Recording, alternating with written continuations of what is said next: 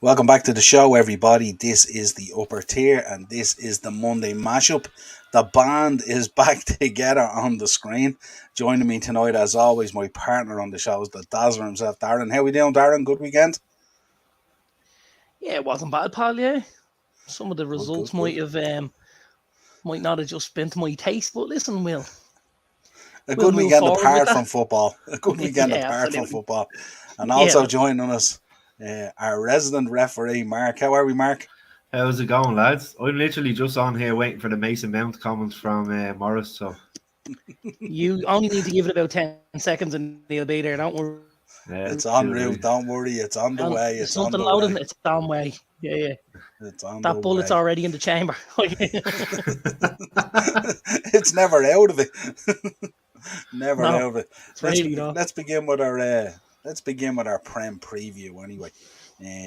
Plenty to talk about in this anyway, but we start with Arsenal 3, Spurs 1. Comprehensive win for Arsenal, even though Spurs went down to 10 men. Mark, I don't know if you've seen the sending off. Some people were saying it was harsh. I'm not too sure. It was nasty enough looking, wasn't it? It was a sending off for me, and it was a needless sending off as well. You know, Martinelli's on his way back to his own goal. He's on the sideline. It's high. Studs are showing. He could have broken his ankle. You know, it was a stupid foul, and it was 2-1 at that stage. You know, and then Arsenal go on and get the third. So for me, it was definitely a red card. Yeah. What Darren? What's your thoughts on it? I think that the boy Martinelli, he was getting the Oscar for the first 2 minutes, but he got up very quick and looked pretty okay afterwards. A Brazilian that was play acting. Jesus Christ, this is something new to us in football, isn't it? I thought you were a fan of that. You're not a fan of that with your friend Richarlison, no? He was doing somersaults and all the other day. He won that penalty, didn't he? He did. Won it well. Offside show Bob, David Luiz at the back there for Arsenal, minus the hairdo. I was interested in this, obviously, because I was in work on Saturday morning and I wasn't watching the game.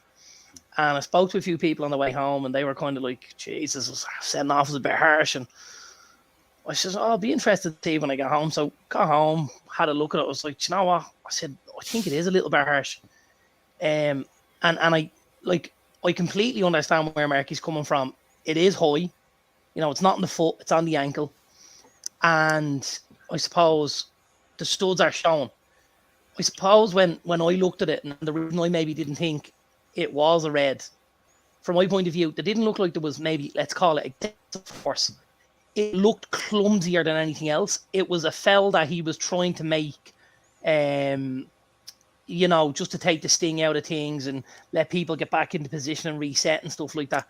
And, you know, where guys break it up. And again, I think this happens all the time. I just think he was clumsy in what he tried to do. But I don't think there was any malice in it, if that makes sense. And there was no intent, sorry for coming across. There was no intent, but there was still engaging in opponent's safety. The other, it's very similar. One happened full of Newcastle. Now, obviously, Chalobah was sliding in, but he caught him in the same place in the ankle. Studs were shown. Obviously, the ref gives a yellow card, and then it's overturned. The Chalobah one, there's way more force going into the tackle. I mean, he slid into the tackle. I'm just saying where he got one with the studs are shown. Yeah, but Royale has kind of gone to just nick him as he goes past. It's that, you know, it's that game management type of fella where, you know, there's intent rather than intent, if you know what I mean. When you look at the two incidents and you look at A, where they made contact, and B, the way the studs made contact with both players, it's great to see that both were punished equally. You know what I mean?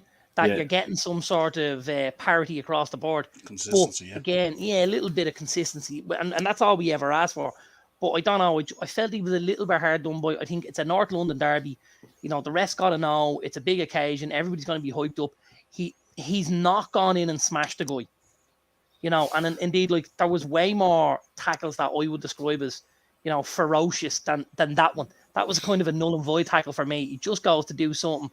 And then all of a sudden you're looking going, they're not going to send him off for this. And he does, and you're going, Jesus Christ, that's... But again, to the letter of the law, and if you look at, obviously, you see the difference for him and the Chalobah one for me is just the force that Chalobah goes in with. Like, that for me is he's sliding in, He's sliding in. He's lost control of himself completely. Emerson's poking rather than, and that's where I thought we might have seen a difference. But if for that moment of contact, if you look at A, where the contact was made, and B, the studs were shown, they both got them right then. And that's it was like as if he tried to go into nearly sort of throw the leg into body check him, kind of, wasn't it? But he just he looked him, catch him on the ankle. Yes, yeah. Similar to Dallo. Was it similar to Dallo yesterday against Grealish, where he tried to kind of, he knew he had to take the foul to stop the play, but it was like he was kind of putting the leg into body checking, but then he went, oh shit, I've made contact with something down there. What's that? Kind of thing. Yeah, because your foot has to make contact with something. Ideally, it's the ground and not the ankle. But you still got to go now. The only thing I will say is the only time Dalot got a touch on bleeding Grealish yesterday. So, Well, once you get the card, then you're kind of out of the game, really, aren't you? You have to back off. But I think even the way Martinelli got up and he was fine. He didn't really need a lot of treatment around. Would lead you to believe that there wasn't a huge amount of force in it either, because it was studs going in. So any force on that at all, you'd be down getting sponged up and stuff like that. Pretty good. I kind of feel like he didn't do him any favours, that if he gets straight up off the ground, maybe goes yellow. But the fact he rolls around and he's giving it the owl, I've just been shot and everything, that he goes, Jesus, there's a bit in that, Yeah. And then right after the red card was shown, he was up on his feet looking for the ball. It was mad. I think if that happens, I think if that happened, VAR would have probably recommended the referee to go have a look at it, Possibly. Yeah, possibly. Yeah, but I suppose when you looked at the replay of it yesterday, Mark, and you looked at it, it looked like on Saturday, it looked like a red card when you look at it like that on the replay, because the foot is right up and the studs are going right in onto the ankle and stuff like that. So it's just a dangerous part of the body to be going in on the ankle. It could snap it. It's very hard. One thing I will say, lads, what do you think of Harry Kane's penalty? He obviously knew Ramsdale knew where he was going to go. He always hits it to the top corner. The keeper's right, but just barely went down the middle. Yeah, straight up the middle. Yeah, absolutely. Goes to show you they do study. 12 yards. He's no Anthony Martial though. His panel was beautiful, actually. Yeah, absolutely. As good a panel as you'll say. What the best part of it was? The camera right behind him watching the whole thing, and he just, because you can see the angle on it, then you can see the ball actually bend into the top corner. You're going, Jesus Christ, that's the best thing you've done in a long time, Anthony. Keep it up, pal. Yeah, I liked. We'll get into that during the United review and stuff like that. But I like the way he sent Bruno packing as well, going, "This is all mine, kid. Back off," because Bruno's your penalty taker, isn't he? Yeah. So it was interesting to see that. You see Bruno looking there, kind of thinking, Martial had to put it away. But interesting. Lads, what have we made? I mean, obviously Liverpool are going to be facing Arsenal up next. What have we made of Arsenal so far? Do we think this is sustainable? Do you think it's going to keep on going? Marky, what's your thoughts on it with Arteta and stuff like that? Obviously, this week I'll be doing a preview with Del Boy on his channel and stuff like Del Boy Gunner TV. We're going to get together, I think, on Wednesday and do a preview for the game at the weekend. But what's your thoughts so far on Arsenal? They're doing really well. Obviously, 12 months ago, there was certain sections of the Arsenal fans calling for his head. So the way he's turned it around has been fantastic, and that he's been given the time to do it as well, which is very rare nowadays in modern football. I do think they're probably one or two injuries away from kind of dropping down a little bit. I think they're a little bit light in terms of their squad. Obviously, Jesus is there banging in the goals. If he does get injured, I think they could struggle. They have Thomas Partey's been doing well for them as well. Obviously, given I don't know what's been happening off the pitch before, but we'll say no more about that. But yeah, no, I think, like I said, well, if he gets locked up, it just means Sammy Lokonga gets a run on the side, doesn't he? That's it. That's exactly it. But yeah, no, I do. I think, listen, it's City's title. There's no doubt about it. Arsenal will be thereabouts in the top four. But I think fair play to Arsenal for sticking by Mikel Arteta, because, like I said, 12 months ago it would have been easy to give him the boot. Yeah, absolutely. Great point. Darren, talk to me about Granit Xhaka. He seems to have turned things around, doesn't he? He's playing really, really well. Voted Player of the Month this month, or for September as well. Funny thing, when you were talking to Marky, I was saying to myself, I'm going to have to eat a bit of humble pie when he brings this over to me here. And I've no problem doing it. I really don't. Like, if a guy is putting in the performances, he's putting in the performances. He's been unbelievable for Arsenal so far this season. I don't like the guy. I still think he's got an absolute gaff in him. But right now, he's the driving force behind Arsenal. He's the drive in that midfield. You know, you can see actually, and we spoke about this a lot, at times the Arsenal fans were getting on Thomas Partey's case and they were like, you know, what does this guy do? He's always injured, he's this, he's that. Well, you can see now when they've been able to get Partey and Xhaka on the field, one has been able to sit and do that kind of holding role, and the other has been able to stretch teams on the front foot. And it's very evident to me watching him now. He's far more comfortable on the front foot, you know, trying to get shots off, trying to get balls down the sides for the wingers and stuff like that, for Martinelli and Saka, for looking for runners in the box. That suits him better. That when he plays in that defensive midfield role, which he tends to play quite a lot when Partey's injured or not involved for obvious reasons, he's beating people up. You know, he's not as good in that role. And we've spoken about it before. It's really important to get square pegs and square holes. And he looks like when he plays in defensive midfield, it's not his gig. But when he's a bit higher up the field, he can express himself a little more. And his mistakes don't necessarily lead to, you know, goals or chances directly on goal. He can feel a bit freer and go and enjoy himself a bit more. He's been excellent, really has. Yeah. And I think in fairness, when we have been questionable of him, Darren, we've always balanced it out and been very fair, saying that we've been big supporters of Arteta and of what Arsenal was doing there right through the summer and stuff like that, and even the tail end of last season. We've been saying that there's plenty of progress there and plenty of stuff to be boyowed about and stuff like that, when most of the, if not a lot of the fan base were still Arteta out and still questioning a lot of what was going on. So I think Arteta's done a great job. Again, I watched the All or Nothing thing, and he came across unbelievable for me. Like, if you were an outsider and you were questioning him, and you were questioning the owner, saying, like, you know, it's time to get him out, I can absolutely see why an owner didn't pull the trigger on him. It's very easy. He's a very likable guy. He's a hard-working guy. He's an extremely passionate guy. He's a very articulate lad. You know, I think he's on course to be a really, really good manager. I don't imagine Arsenal will be the peak of things for Mikel Arteta, if I'm honest. I think he'll go on and do big things with, you know, maybe the Spanish national side, or maybe Barcelona in a couple of years when Xavi steps down, or I don't know, but, you know, I definitely think he's got something about him, and it's something to be that clubs will look at and think, you know what, we could do with a bit of him.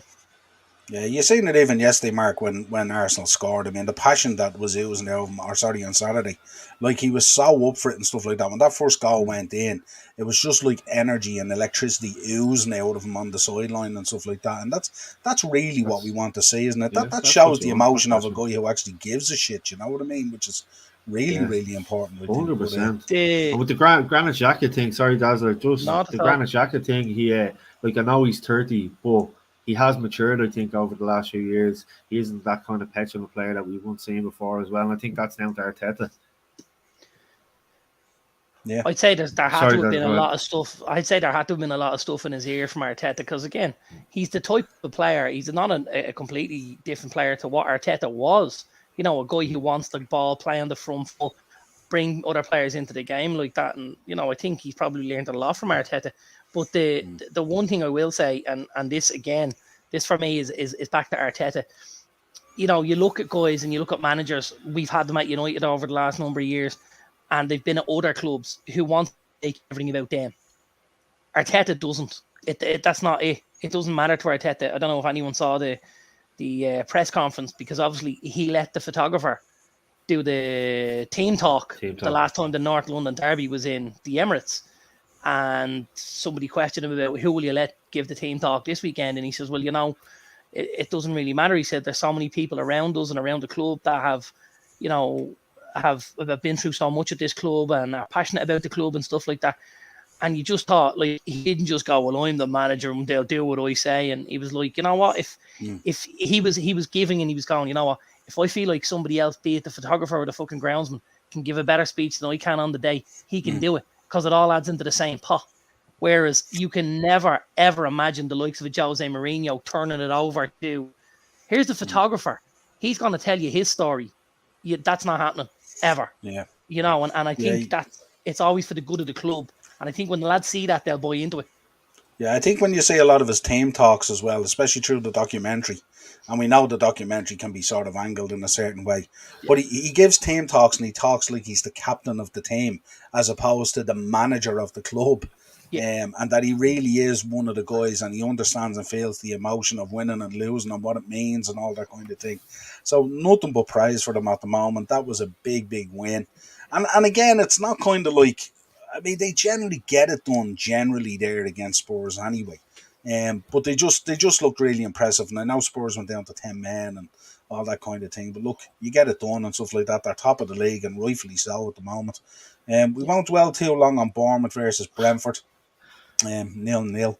Not much to talk about really in it. Palace 1, Chelsea 2. Chelsea getting their first league win, isn't it, under Potter? Yeah.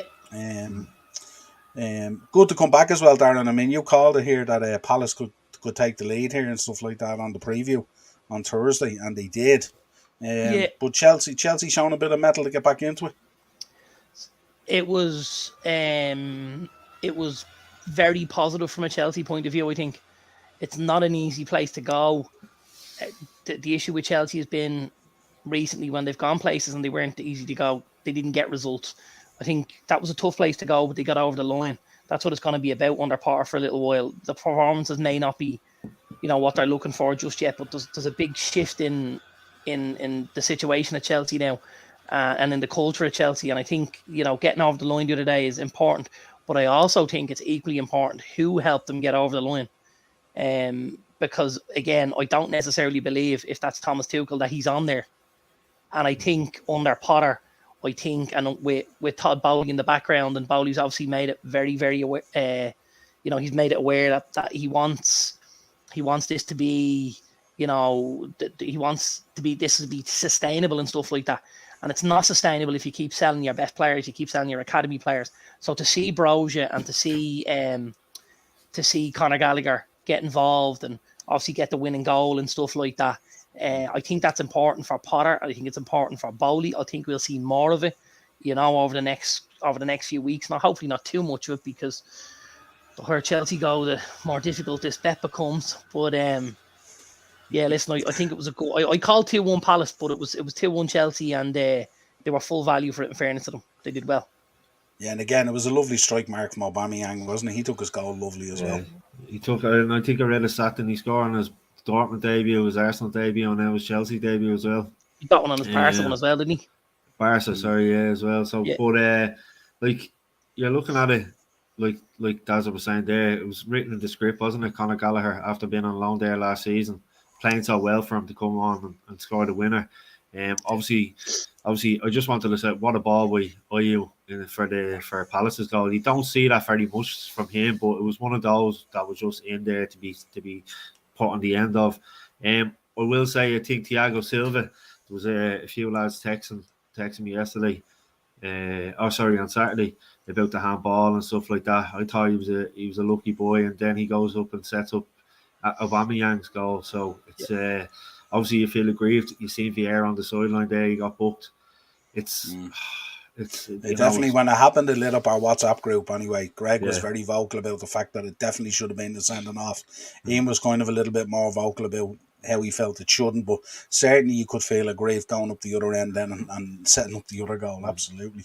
A Chelsea fan that didn't think that it should have been a sending off.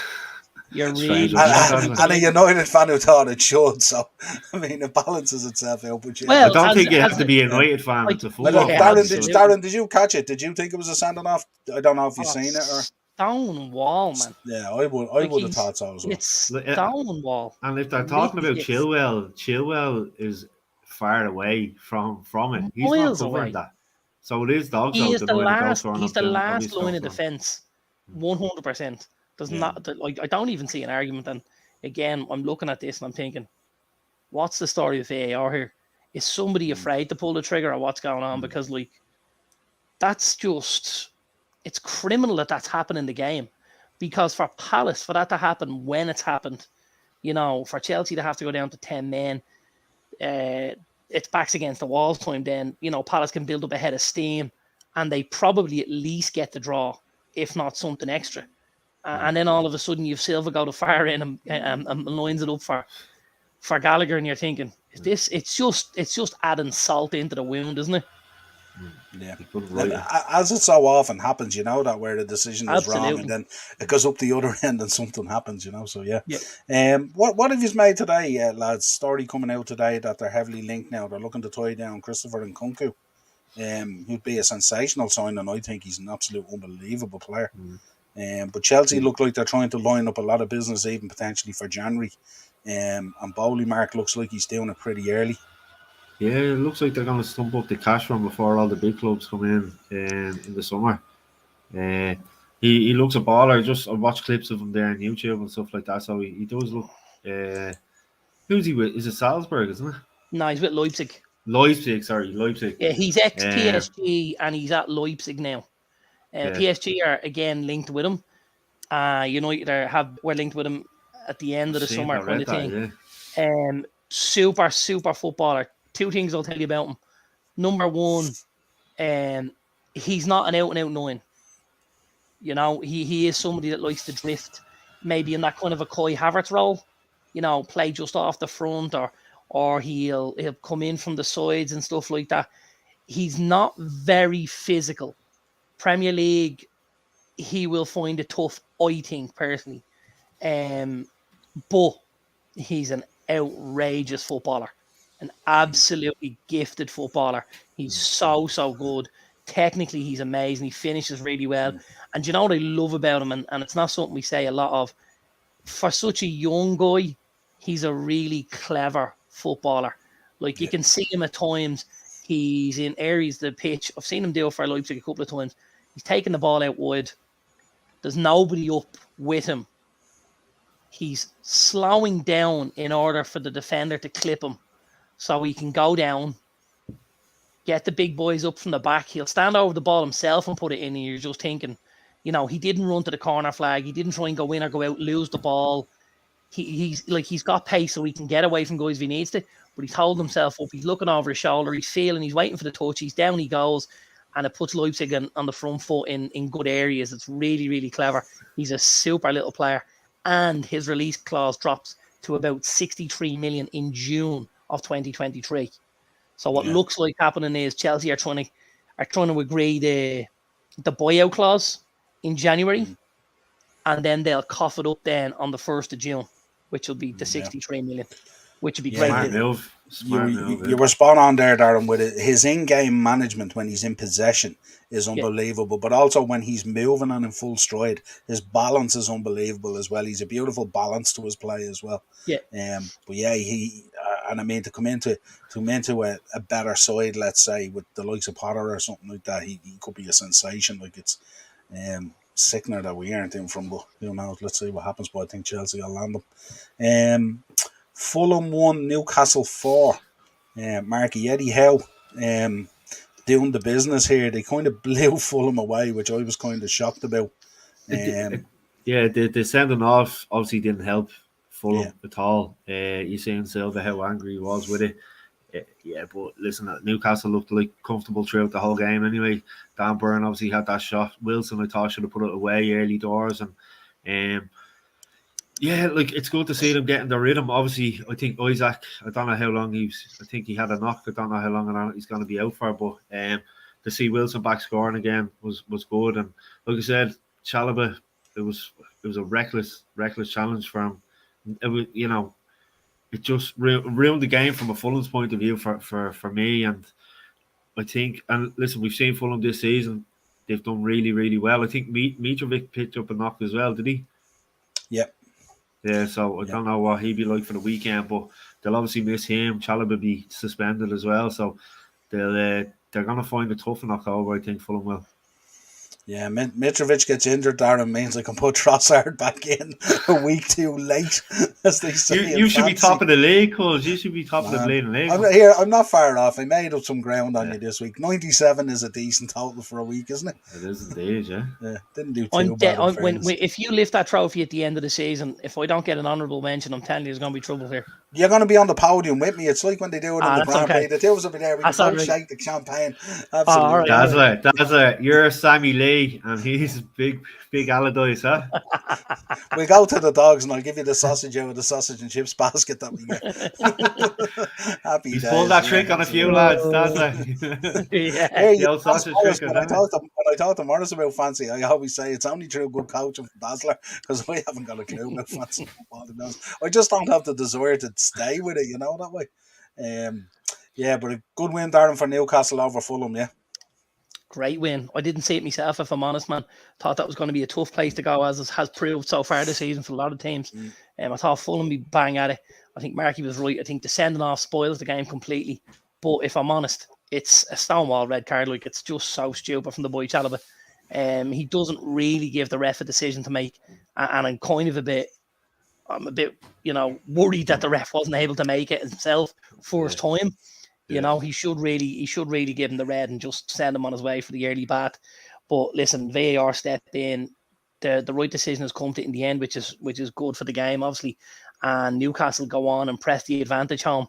I thought they were clinical, Newcastle, which isn't something we say too often about them. I thought Almiron was very good.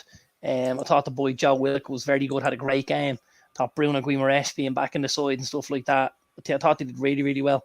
Eddie Howe be delighted, I think. Longstaff played very well as well. Got a goal as well, didn't he? Yeah, but after the challenge, it's one of those that he could have went off, but he got back up and got on with it, and he played really well, I thought. Yeah, good show. Liverpool 3, Brighton 3. I'm not going to say too much about this that I need to say. I've said enough this weekend about this game to last me a lifetime, to be honed. I watched on the way home from work on Saturday on the bus. You were a broken man. I tell you, it was just, I couldn't. I had to gather myself for about an hour before I did this, because I was just going to unload like a revolver. But the draw, in fairness, flattered us. We could have been 4-5-0 down within 25-30 minutes. Mark, I don't know, did you catch the highlights of this one at all? Or? I did, yeah. I just seen Match of the Day on Saturday night. Obviously, I didn't watch Match of the Day last night for obvious reasons. But, Match of the Day 2 was never as good anyway. No, exactly.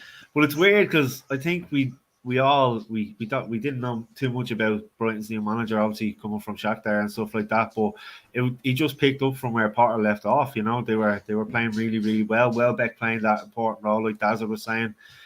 Last week, or was it last week? Last Thursday, we were talking about Trossard on fire again. They have some players. You look at McAllister, and I did think, obviously, from your point of view, Trent needs a kick up the arse, to be honest with you, doesn't he? I know last season we were slagging, and Dazzy, you were saying like he's not a defender, 100%. He's just, I don't know where his head's at right now. And the decision not to start Diaz as well, I couldn't get my head around that, to be honest with you. Keno texted me the team when I was in work, and I couldn't believe it. Now I know I put Jota down for the anytime goal scorer, but then obviously I knew he probably wouldn't start with coming off early for Portugal, but it was a disaster for you, man. Yeah, myself and Keno were going back and forward on WhatsApp, and we were just perplexed by the match, by the starting lineup, by everything. I did do a preview, it's up on the channel already, for the Rangers game tomorrow night, and to say I suggested changes is the least I could say about it. Darren, I don't know if you caught much of this, sir. Did you catch much of Liverpool Brighton at all? Yeah, I saw pretty much all of it, which was really enjoyable, if I'm honest. Again, that's the second season Brighton have absolutely put you to the sword at Anfield, and you've done very well to get away with a draw. Except this time they reversed it. This time they were brilliant first half, and they dropped away second half. They dropped off second half. That's right. Whereas it was the reverse. Last year it was 2-0 at half time, and they came into it like a train in the second half. The boy Yves Bissouma. Last year, you look at the boy Yves Bissouma, who pushed them on, and obviously got his move to Tottenham. I think at the weekend you saw another kid that pushed him on, the boy Felipe Cacheda. I thought he was excellent. Yeah. I know we've mentioned him a number of times. I really, really thought he was very, very good. He took control of the middle of the park, got Brighton on the front foot. Thought, again, hate saying it, Danny Welbeck had a great game. Really did. Could have had two. Could have had, yeah. And I suppose from an outsider looking in, if you're looking in at the, his numbers at Brighton, his numbers aren't great. His goals and assists aren't there. However, if you look and see the selfless job he does for the team and how he brings all the players in around him, the likes of the McAllisters, the likes of the Trossards, that's what he's there for. He did it in the opening day of the season against United. He brought Pascal Gross in a couple of times. He was very, very good. I just think if he added a couple of goals to his game, I don't even think he'd be that far getting an England call up. And that's how well he's playing. You could absolutely see him in there running the channels, holding the ball up, bringing the likes of a Sterling and a Saka and a Phil Foden into the game, because he's a very, very selfless player.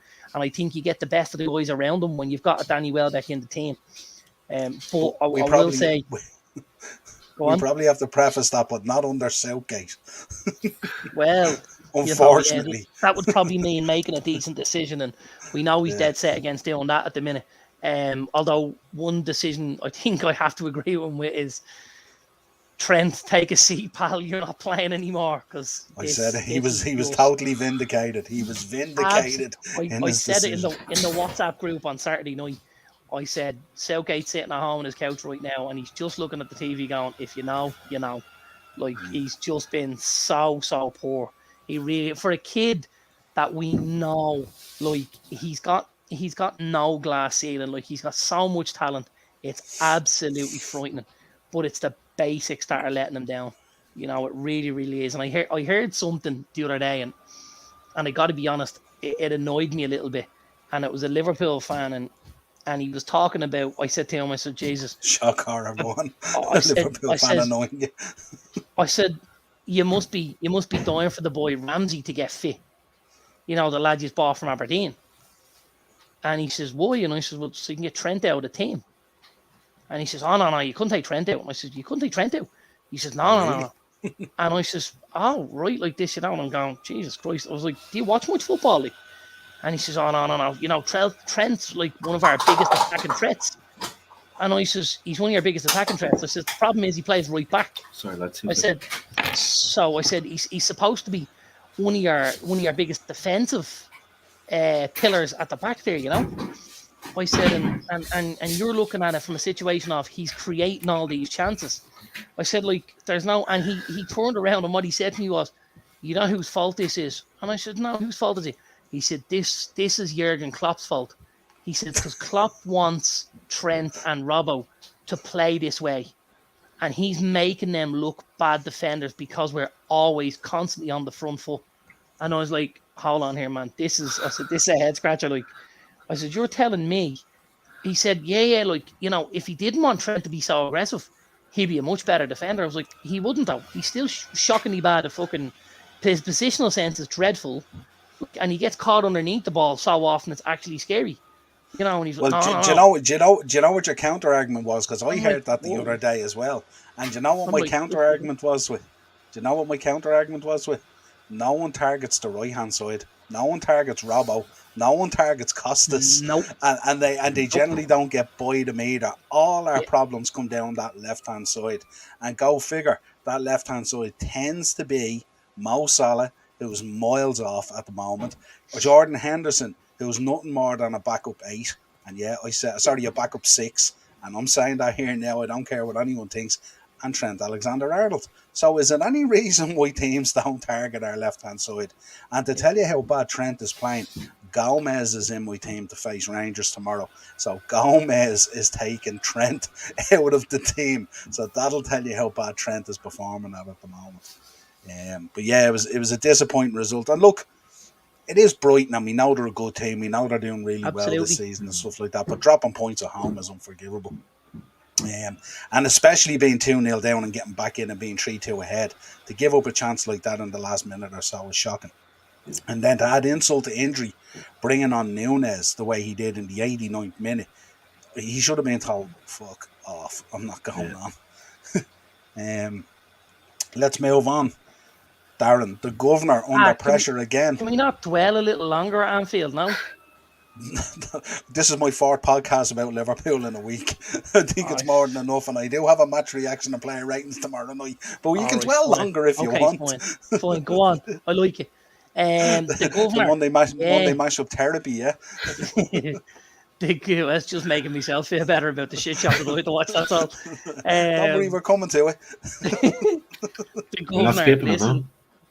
The governor, really, really good performance from Frank Lampard and the Everton boys. Have to give a little bit of credit where it's due here. Frank's done a reasonable job of turning this around and creating, a good atmosphere there at Goodison, which things haven't been great at Goodison for a long time.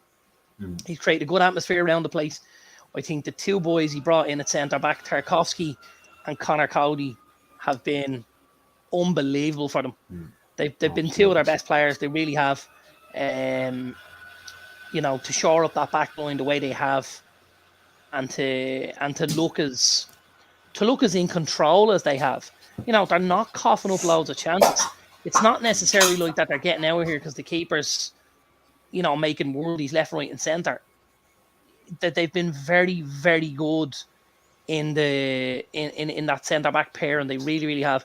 And a special mention for another guy who they brought in this summer, because I already think he looks like a serious baller, is Rihanna's mate. Oh Nana, what's your name? Oh Nana. He looks unbelievable. There was huge talk when he signed for Everton. I heard the guy talking on Sky Sports News. He says this is a huge coup for Everton. He said to sign this kid.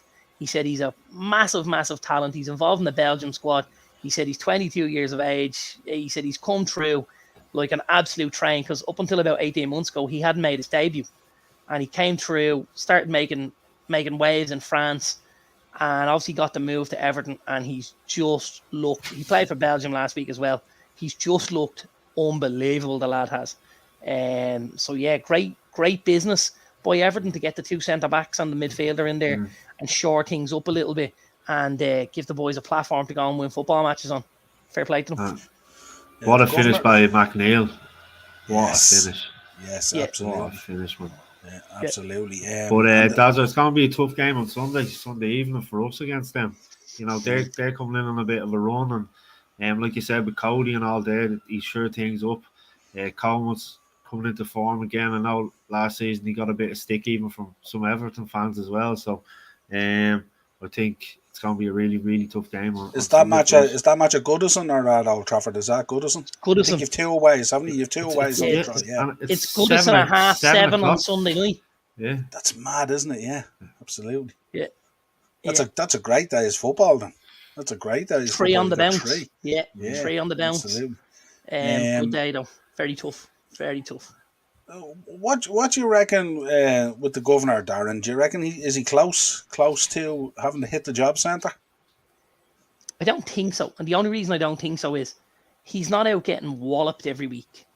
Do you know? I think the manner of the defeats at times, and if we look at obviously when the lads got pied off early on in the season, the 2 9-0s, and they were both sacked within 20 minutes of you know what I mean? Obviously up in Scotland and then here, but I think Ralph has a little more credit in the bank. I think the Southampton lads know what they have with Ralph, that they know week in, week out the performances are generally good. I wouldn't have said it was a poor Southampton performance. They just didn't get the result. But I think there's still more to come from them. They made a lot of signings in the summer there, spent a lot of money on a lot of young, very, very talented players. And I think they need to give it a little bit of time in the melting pot to kind of let it bubble and stuff like that. And I think under Ralph, they know that the kids are going to be guided the right way and stuff like that. And I'd be shocked if he was in trouble in the next month or so anyway. Yeah, just to keep you updated, there's about 5 minutes to go in the Leicester game. Leicester are 4-0 up against Nottingham Forest. Started off out of the blocks pretty quick. Maddison on 25 and 35. Barnes on 27 and Patson Daka scored on 73. So it looks like Brendan, a little bit of a reprieve for Brendan at the moment anyway. I don't know if you saw the goals. The first goal was a massive deflection. A guy who I crucified a few weeks ago on the show, and I'm going to do it again, Scott McKenna. He's absolutely championship level all over. The Maddison comes in and whips one, and it hits McKenna on the arm and ends up on the opposite side of the goal. But after that, it was the style came on from Leicester. Harvey Barnes scored an absolute worldy from the left hand side, tucked in and bent it into the far stick, and then Maddison's free kick is an absolute joke. Like, you know, he's given Henderson the eyes. He takes the step, everybody moves, and then in off the post, you're like, that's just top quality. And Maddison still creating goals and assists and still being overlooked by Gareth Southgate. Gareth, you got a couple of things right lately, but you got a lot of things wrong. Get Harry Maguire out of your squad because he's a donkey, and get James Maddison into it and let him play centre back even if you need him to, because he couldn't be any worse than fucking Harry. He'd probably play Harry in midfield. Sacrifice one of your 12 defenders. Speaking of a man who hasn't gotten a reprieve, West Ham 2, Wolves 0, and we now know Bruno Lage, or Laga, depending on how you want to pronounce it, has been shown the door. Marky, thoughts? Not surprised with the way the results have gone. We've talked about it on this before. Wolves are missing an out-and-out goal scorer. I know they brought Costa on. I thought he did a decent enough job for the 30 minutes that he was on in the second half, if I'm honest with you. But I said last week, for me, he's a short-term fix for a long-term problem. They need someone in there. I was talking to I think it was Rowan and work there the other day. I was saying, if I was Wolves, I'd be looking at someone like a Diaz off Blackburn. Why don't they take a punt on him? You know, he's banging in goals in the Championship. He's gotten his international caps with Chile. He played 2 games there last week for them. Why didn't they take a punt on someone like him, you know? On the other hand, then West Ham, with another good win for them, picking up a few results that David Moyes need to get. But yeah, I just think Wolves are missing that goal scorer. They're conceding some stupid goals lately as well. Darren, what do you think of the timing of it? I mean, obviously Diego Costa's only come in. I mean, now they were missing a goal scorer to put the ball in the back of the net. He's literally only come in. I think this is the first game he's played in, actually. And they've pulled the trigger already. Do you reckon they could have given him another couple of games? Yeah, I thought he would have had enough credit in the bank since last season. You know, I didn't necessarily think he'd be the one pushed. He's been unlucky with injuries at times. I don't think the boy Raul Jimenez has been able to keep himself fit at all. You know, he went through a massive period where the boy Neto was injured. You've got the lad Podence who's been injured. They had Adama Traore on loan at Barcelona. You know, like, they've got some super footballers. They really do. Like, if you go through the squad, Jose Sa, top goalkeeper. The boy Collins, you know, I know he's Irish. I know he's made a couple of mistakes recently. I think he's a serious centre-back. I think he's going to play in the Premier League for the next 10 to 12 years. I really do. I think he's that good. You know, they've got some of the younger boys, Max Kilman, Aitan Uri, the three in the midfield. Like, to go in with Moutinho, Neves, and Nunes, like 3 world-class midfielders in there. You know, you've got Podence and Neto ahead of them. It's just really fallen down when they got to that 18-yard box. Now, be it when Adam's been able to get clear and the final ball hasn't been good enough, or when Neto and Podence have gone inside and outside and turned guys inside out, and then again just haven't hit the target, or when it's been Jimenez who hasn't been able to put one away, or Chan and stuff like that.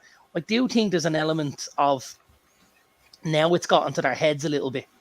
You know, now they're really, you know, scared in front of goal. They're scared to pull the trigger. They're scared to do things that they would probably do in training without thinking about it. Because in their head now, they're thinking, we don't score goals. And when that gets into you, you've seen how it went with Ireland as well. We went through that period of not scoring goals. It was very, very difficult. And now we're scoring goals a lot easier. And we don't necessarily have much better players on the pitch. We've just built up that level of confidence again. I have to agree with what Marky said, by the way, about Diego Costa.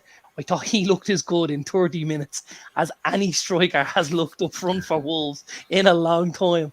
And to think that he has had very little football, he should have scored a header. But even the way he dropped off, came short, rolled defenders, put the ball out wide, got involved, you just thought, Jesus, 3 weeks from now, this guy could be in really good nick. The World Cup will do him no end of good from now 6 weeks to get his head down, to get everything right. He'll 100% be a guy I'll look into in fantasy football come January when the football is back and you're looking for someone nice and cheap. He'll pop up with a few goals and assists.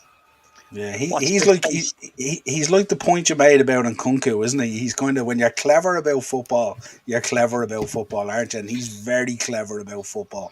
Yeah. But I do think they should have probably given him a bit more time now that they have him in there, especially with Jimenez. He's been so disappointing, especially on his return from the head injury, the bad head injury that he got and stuff like that. He's looked a pale shadow of the player he was before. But you're definitely right, Darren, about the squad as well. If you look at all the squad members there at Wolves, most of those players that are there, most of those have been linked with top six clubs in terms of transfer windows and stuff like that, all over the pitch. And also, I think they didn't realise the effect of losing Connor Cody as well, who was massive for them in the dressing room and at the back and stuff like that. I think he's a huge loss to them and stuff like that, So yeah, it was I heard a conversation about it earlier on, about the Connor Cody situation, and obviously Bruno Larguet said, he was going to go back four. He didn't believe Cody could play in a back four. So that was the first mistake, obviously, because Cody's playing in a back four, James Tarkowski at the minute, and he looks a serious centre back. But the thing I think Wolves are missing is that togetherness, at the minute, because they look a bit disjointed. And I've heard quite recently as well, not to go back on it too much, but Gareth Southgate has mentioned what an integral member Cody is to the squad. Now Cody plays a very, very small bit part role in the England squad, but it's what he gives you off the pitch. It's how he brings the dressing room together. It's the leadership. It's how he talks to the younger guys. It's how he lives his life. So there's obviously an awful lot going on there for Cody that he's looked on like that for a lot of guys. And I think when somebody like that leaves the dressing room, I think it probably undermines Larguet massively, because the lads are looking going, well, we just got everything out of this dressing room and it's all down to you, pal. And I think that's and especially with having such an international squad as well. And operating in England, in the Premier League and stuff like that, you need someone like a Cody in there who can kind of pull it all together and say, who has that kind of personality to, yeah, absolutely. I just think he was the shoelace that tied the whole thing together. Exactly, yeah. Before we get on to the main event, we'll get Leeds 0, Aston Villa 0 out of the way. Are we going on to Joe Joyce and Joseph Parker, is it? Pretty much. It looked more like felt like that. Looked more like Tyson Fury versus, but we'll come back. Let's go to the Manchester Derby 6-3. I know it's not a nice place to go to, but look, as I said yesterday, and I think we said it there in our WhatsApp group, it's not a sin to get beaten by Man City, but there's a way to get beaten by them. But they're just a powerhouse, aren't they? I mean, like, I looked at that team yesterday, and the first thing I said to you, Darren, on WhatsApp, that looks like a team that you could get at.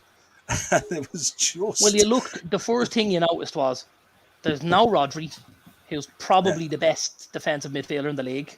Yeah. And they're going in with a defensive pairing of Nathan Aki and Manuel Akanji. Right? Yeah.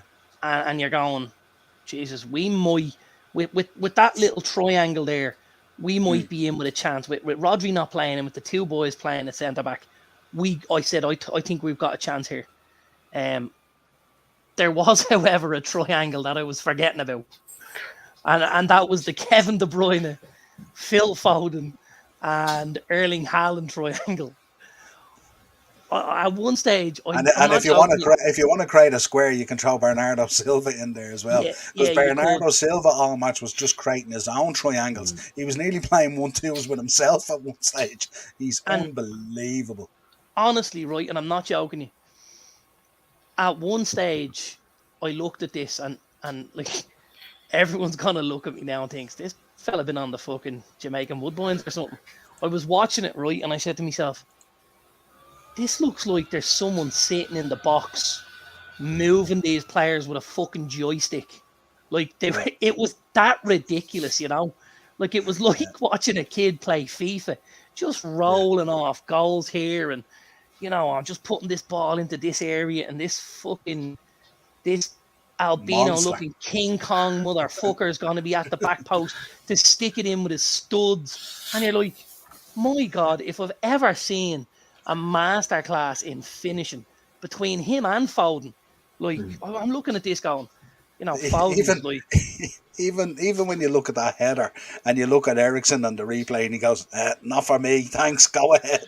But I mean, what can he actually do? That was something, I know we talked about it in the group. That was something, it's massively frustrating because there's no way in fucking God's earth or anyone else's bleeding earth that Eric Ten Hag says to Christian Eriksen, I want you on Haaland for the corners. There's no possible way that happened. So where's it falling down? Now, we obviously know Varane has gone off the pitch. He's off injured. So we're down to 10 men, so to speak, for the purpose of the corner. But if Varane was on Haaland, someone's got to come off someone else. He is, without a doubt, the biggest threat in that box when that ball comes in. And with the quality it comes in on it, he's the biggest threat. Now, okay, you're certainly not going to put Martinez on him. We know that, right? Dalot and Malacia are small. You've probably, you know, with Varane off the pitch, you're probably looking to Scott McTominay to go, Scott, it's up to you, pal. The only guy that, because, you know, he plays a centre-half for Scotland. He plays in that defensive midfield role. Scott, this is you. Do what you have to do. Try not to give away any silly penalties, but try and just get close to him. Just try and put the kid off. You know, but to give him the freedom in the end he had in the 6-yard box, the way he got it, was criminal. Like, absolutely criminal.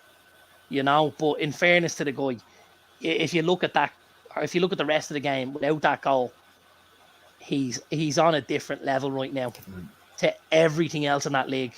He's on a completely different level. He really is. And I have to be honest, as much as it pained me to watch it, I looked at it and I went, you know what? I can't even piss him on at this. This guy is a joy to watch.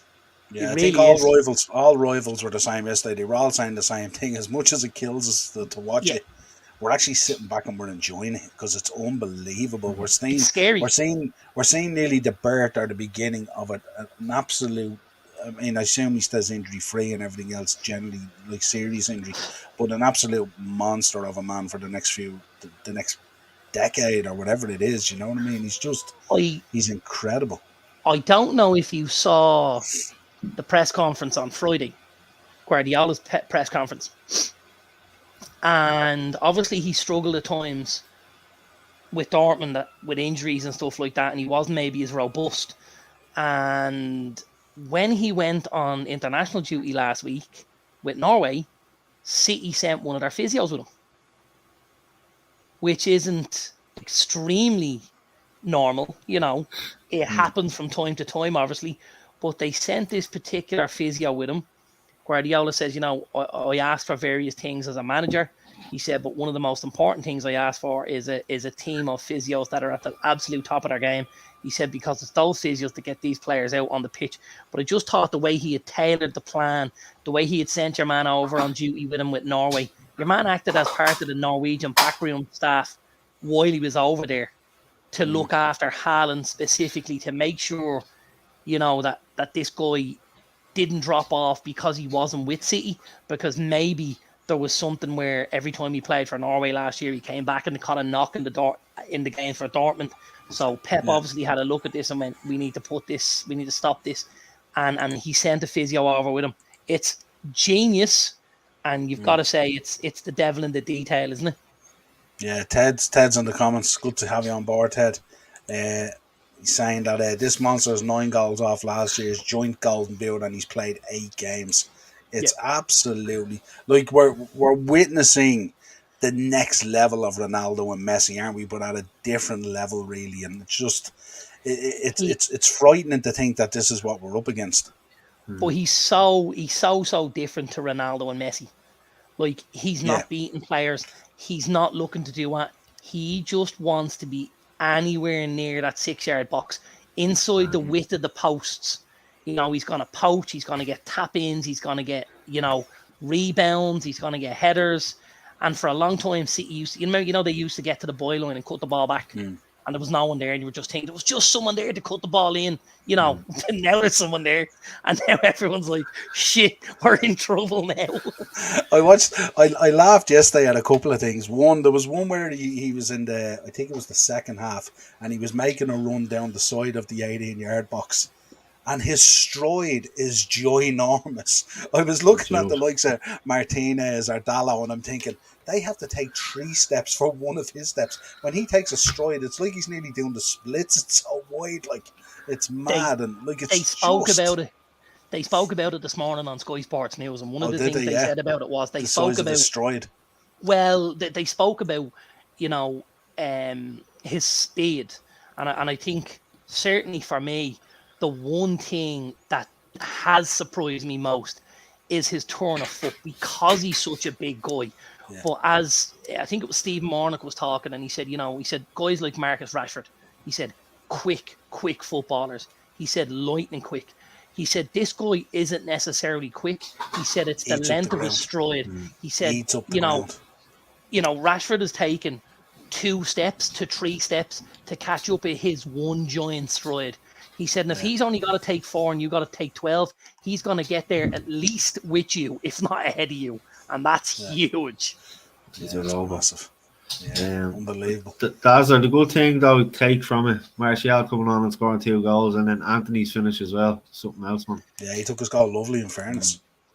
I thought, you know, I have to be honest, at half time, I looked at it and we're 4-0 down. I'm thinking to myself, hopefully, you know, somebody decides to stand up and say, I'm not fucking having this, you know. And it was always going to be very, very difficult and stuff like that. But I thought Anthony, when he came out in the second half, looked like a guy who was up for the fight. He kind of looked to pick up the ball. He looked to go at guys. He took the goal extremely well. And to get Martial back on the pitch and get him a couple of goals under his belt, I think it can only bode well for us going forward, you know. Absolutely. It's great comment from Ted there. When you were a young lad and you created yourself in FIFA and give yourself all these 99 stats, somebody let this dirtbag do it in real life. Very true. You're not wrong. That's like you wouldn't, what you just said there. Lakelands used to send their physio into the pod in Harcourt Street with Niall just to make sure he was behaving himself and doing just to make sure I got home. Just to make sure I got home. Something that came out yesterday, lads, I want to get your comment on it. Darren, you made a very valid point yesterday. It came up in our WhatsApp group. These 2 boys sitting on the bench, and you made a real good point yesterday that I liked. Like, hindsight is great. After the fact and stuff like that. If you went out and had performed really, really well and weren't dominated in midfield, no one would be blinking an eye at the 2 boys on the bench. But there was a narrative coming out of disrespect and all that kind of thing. And clearly we know how good Casemiro is. I mean, his CV speaks for itself. Yeah. But there might be something there in terms of bedding in at the moment and stuff like that. And maybe there's an issue there or something like that. So he doesn't fancy necessarily starting them, but it doesn't necessarily mean there's a problem. I think with the other boy, I think he's probably ran his course at this stage and probably got the ultimate insult yesterday, I would imagine. If it was ever clearer, a guy who needs to leave, it was made very clear yesterday. Give me your thoughts on this. I mean, there's a number of narratives out there at the moment of like disrespect and all this kind of thing and all, but yeah, I also heard that apparently Casemiro was a board signing. He was a board signing because Ten Hag hasn't looked to want to use him. You're like, he's 4 games in. We've gone on a 4-game winning streak in the league.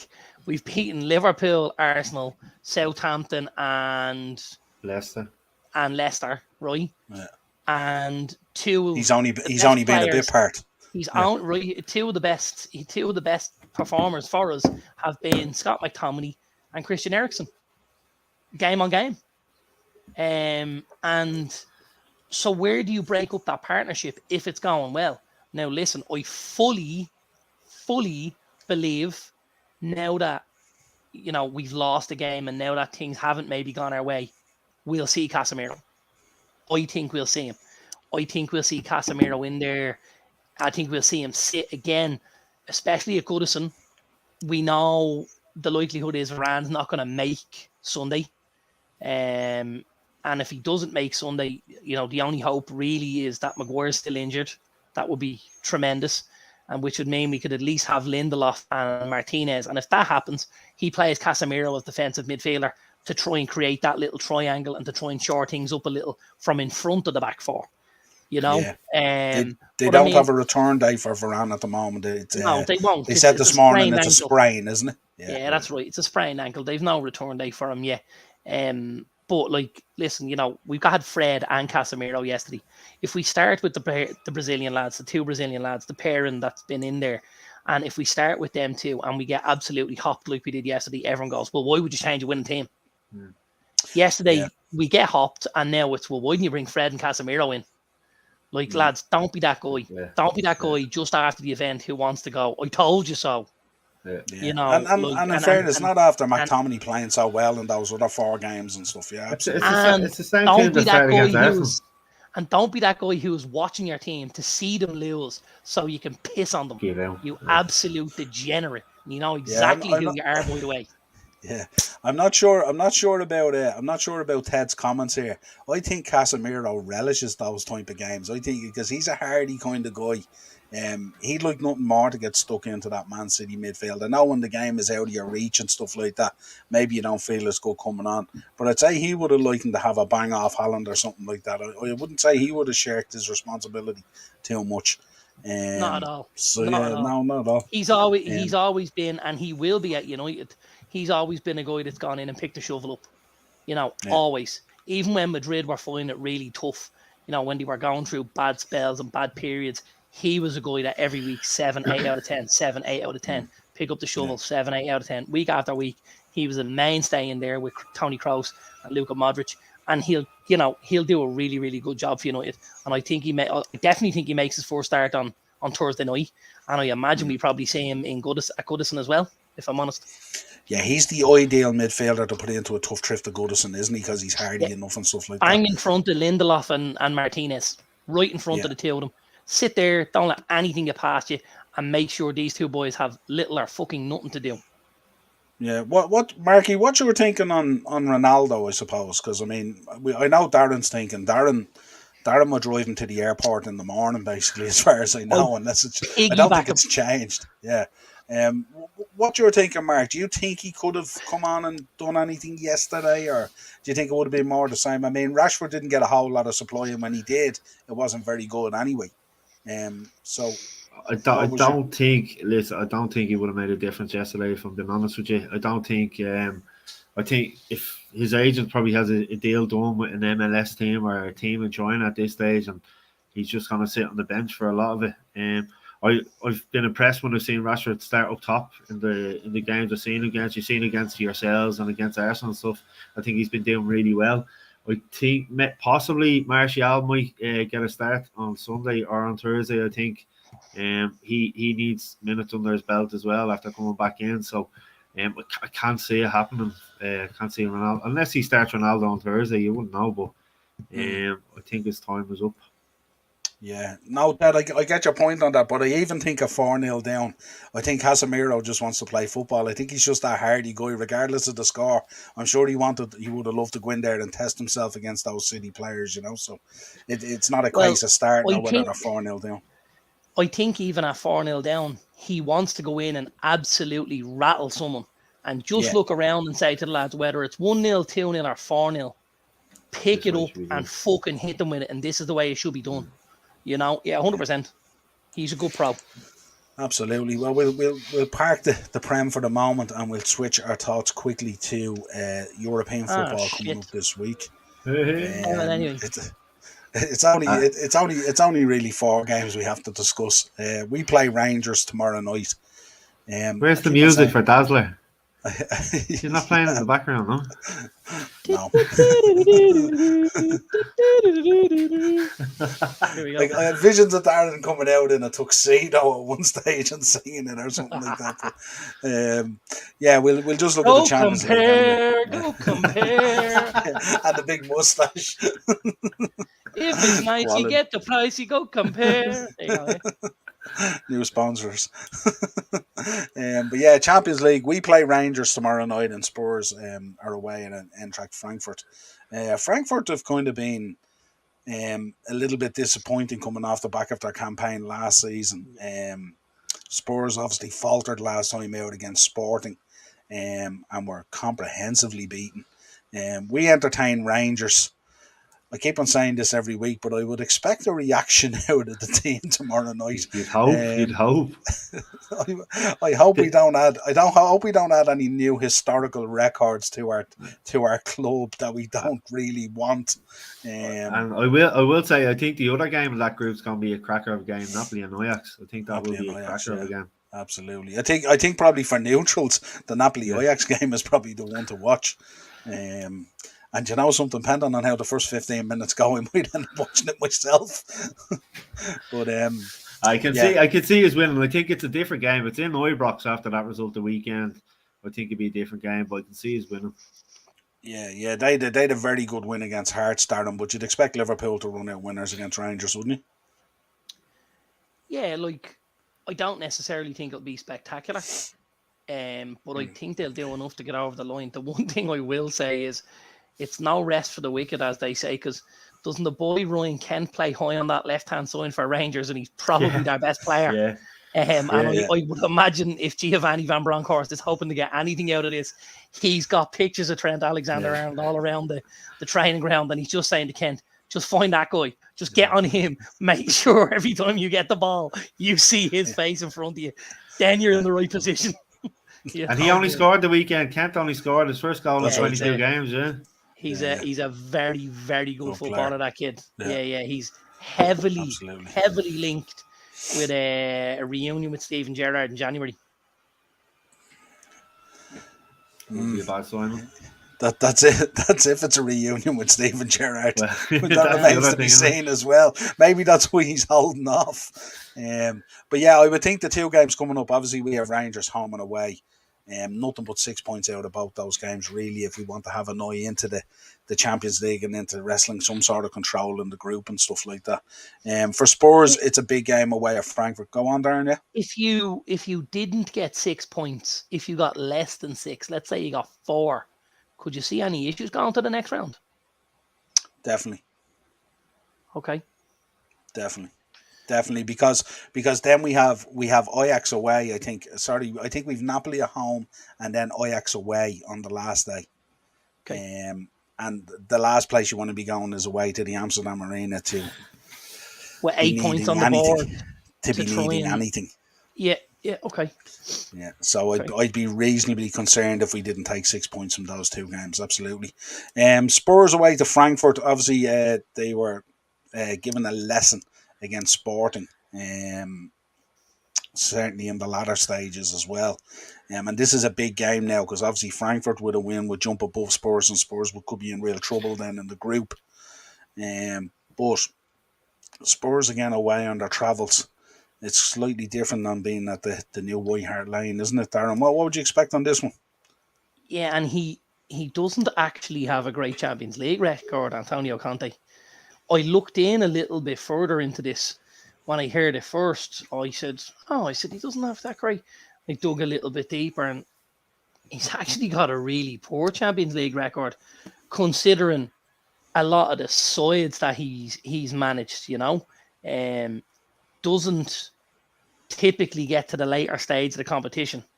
Has never lifted it and stuff like that as a manager yet, and hasn't really threatened yet.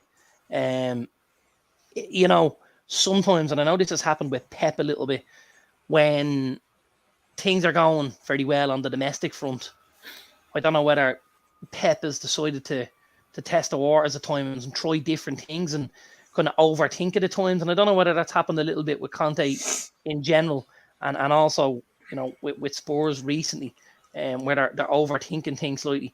We know what Spurs' strengths are. Son, Kane, Richarlison, Kulusevski, trying to keep it nice and tight at the back, and letting the boys like Bentancur and Hallberg and Bissouma, into that engine room. I think this should, Frankfurt have been poor. This should be a game that Spurs have their eye on to try and put them back in the driving seat.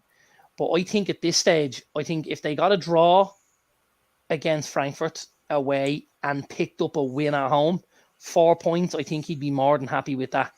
And I think that would nearly guarantee their route to the next round, you know? Yeah, absolutely. Then we move into Wednesday night. Chelsea versus AC Milan at the Bridge. Top versus bottom. This is crucial, Mark, for Chelsea, isn't it? A loss against AC Milan at the Bridge would nearly potentially send, pending on the other result, could potentially signal potentially Thursday night football for Chelsea, who are rooted to the bottom. 1 point in their first 2 games. Yeah, it's going to be a massive 2 games for them, home and away now. You look at, they will take confidence, obviously, from the Palace win. Like as I said, they got it over the line just about. Gallagher, Milan, I think, had a good 3-1 away win. The weekend, I think it was Saturday, was it?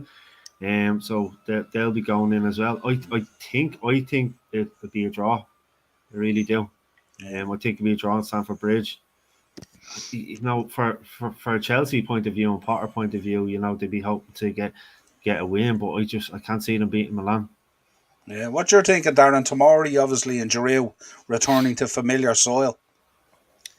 Yeah, and I really, really can't understand why the boy Tomori hasn't played more for England, if I'm honest.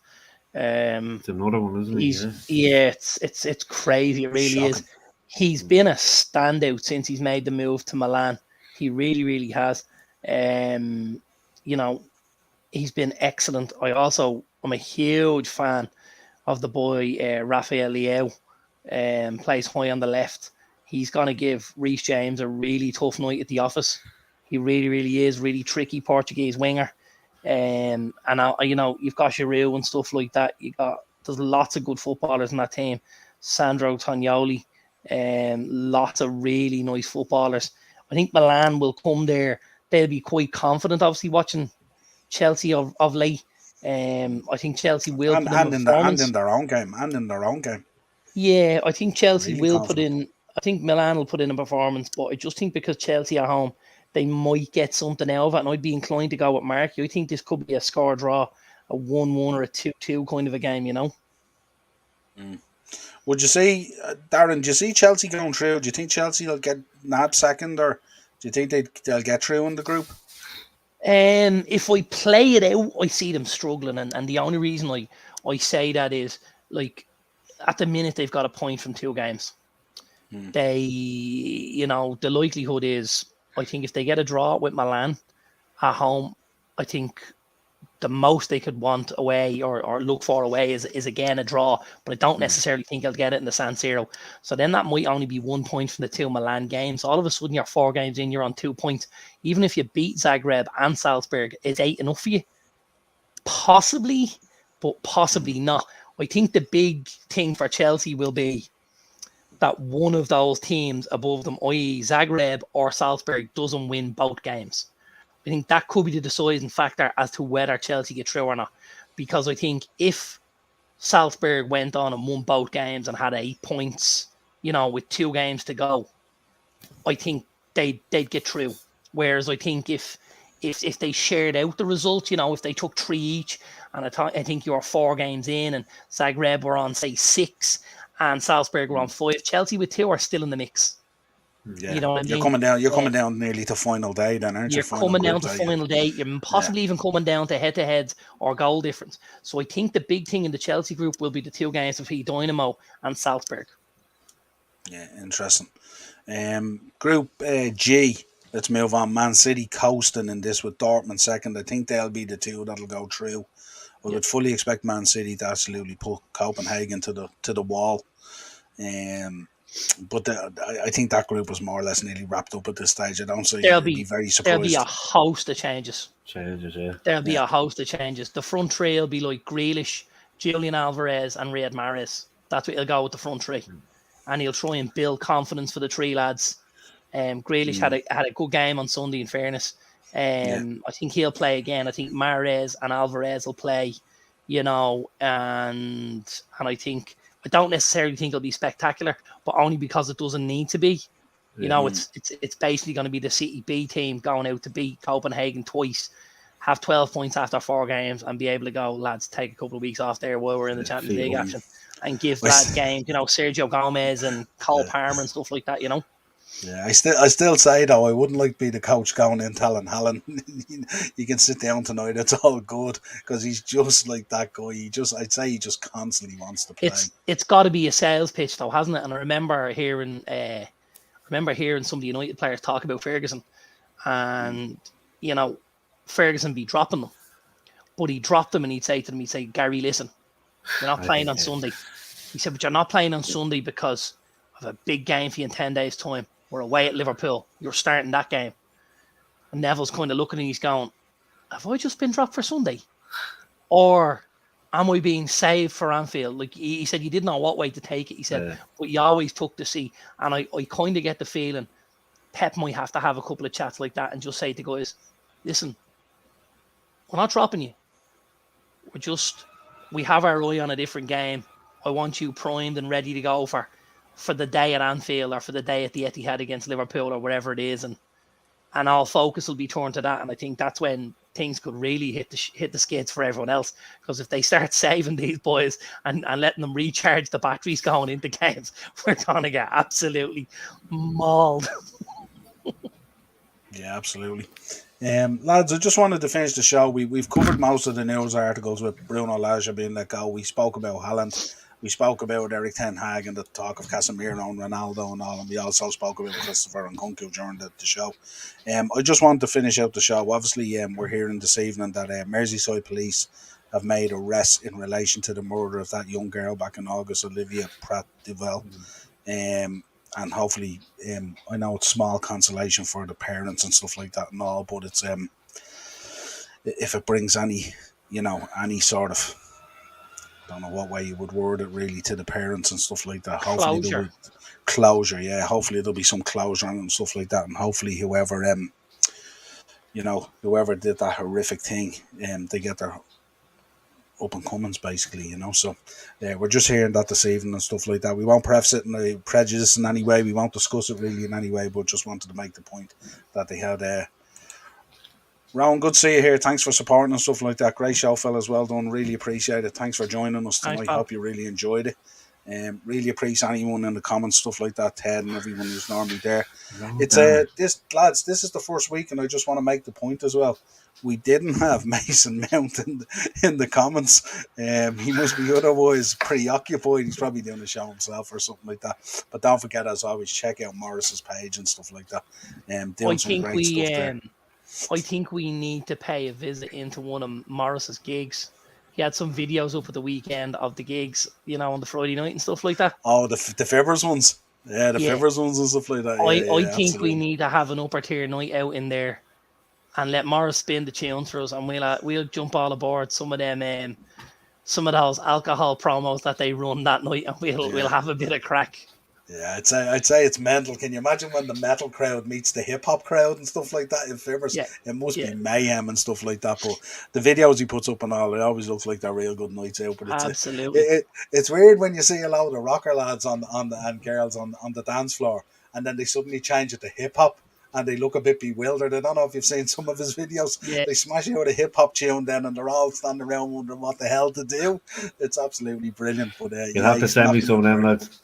That's so funny, Mark. It's hilarious. Like, because you think about it, two groups of fan bases, never the two should ever meet. You know what I mean? And to think of like a hip hop night in Fibbers and stuff like that, that's for some people they would call that sacrilege. I've got to be honest.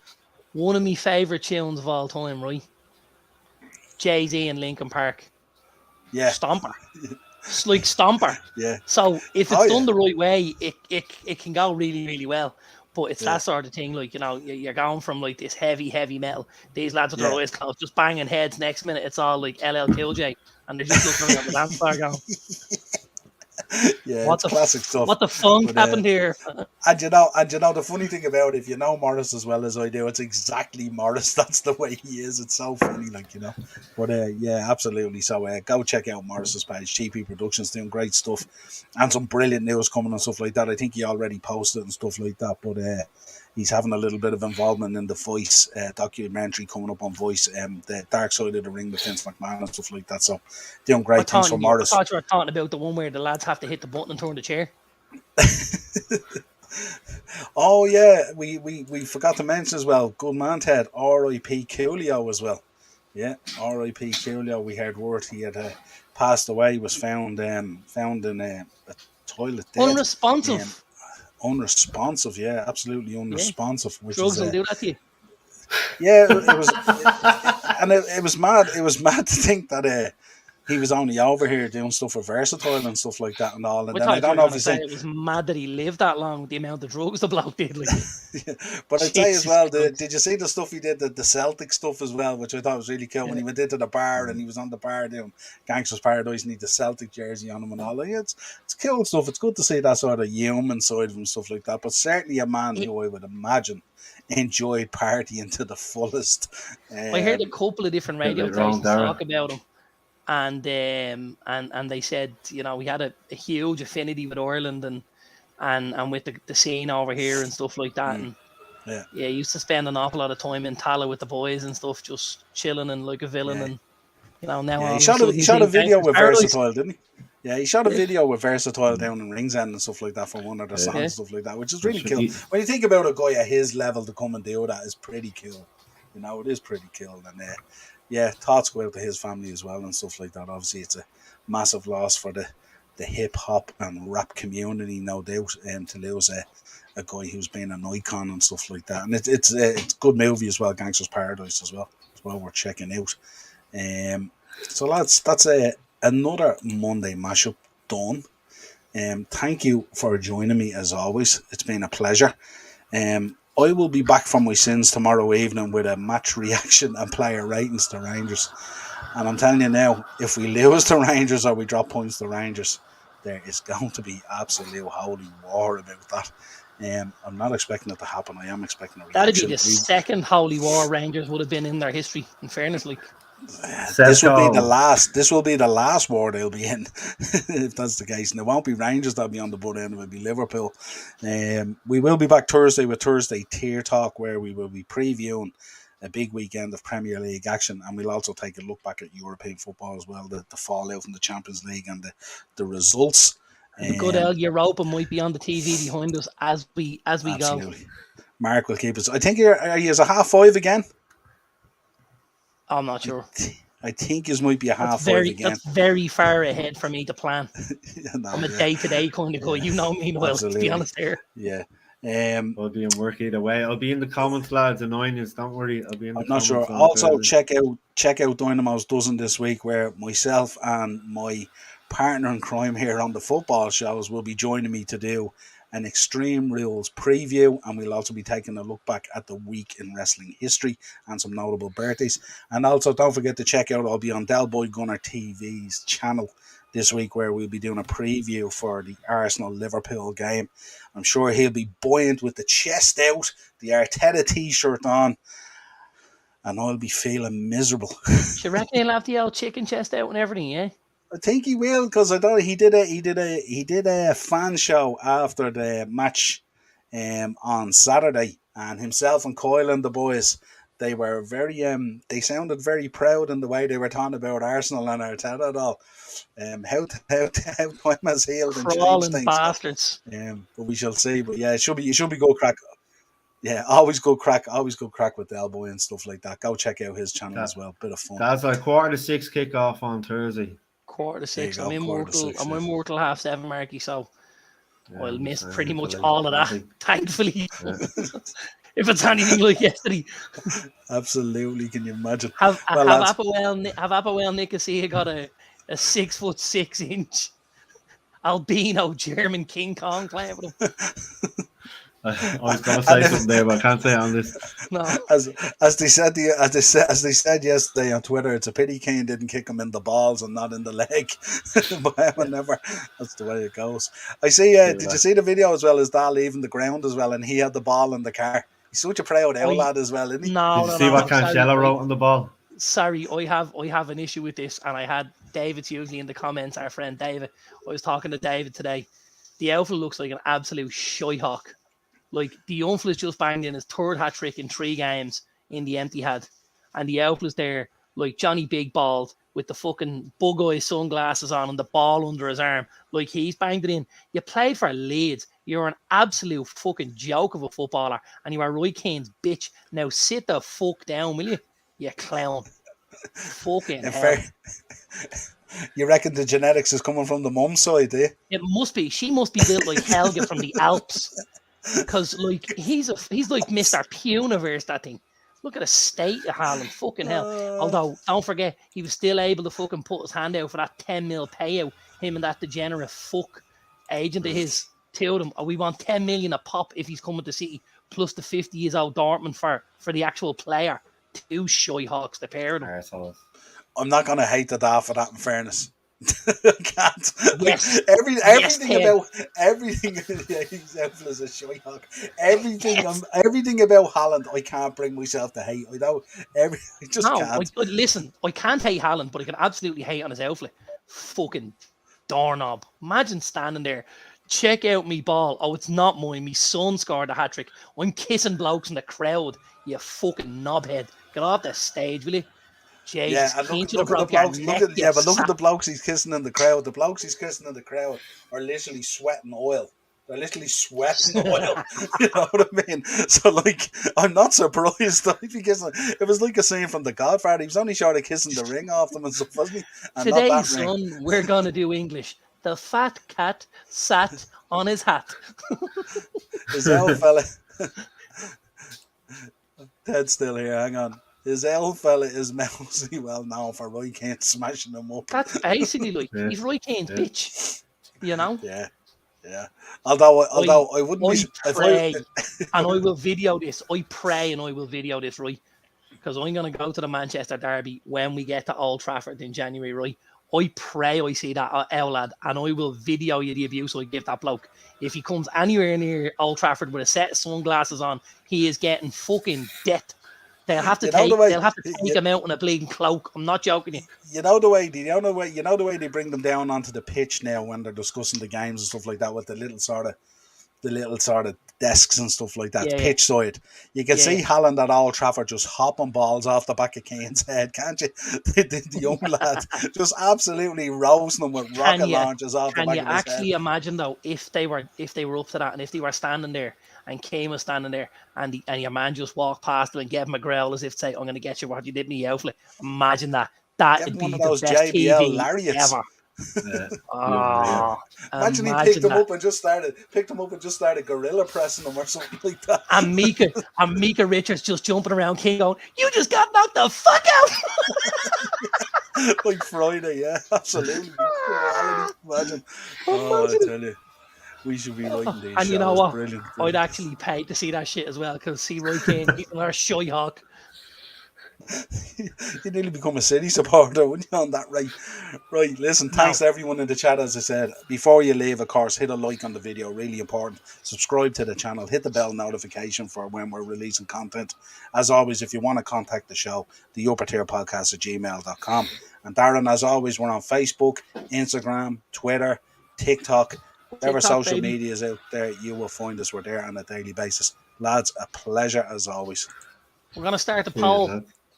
If you want me to hunt down Haaland's father when we get to Old Trafford and give him absolutely death, I'm going to have me Roy Keane jersey and all on.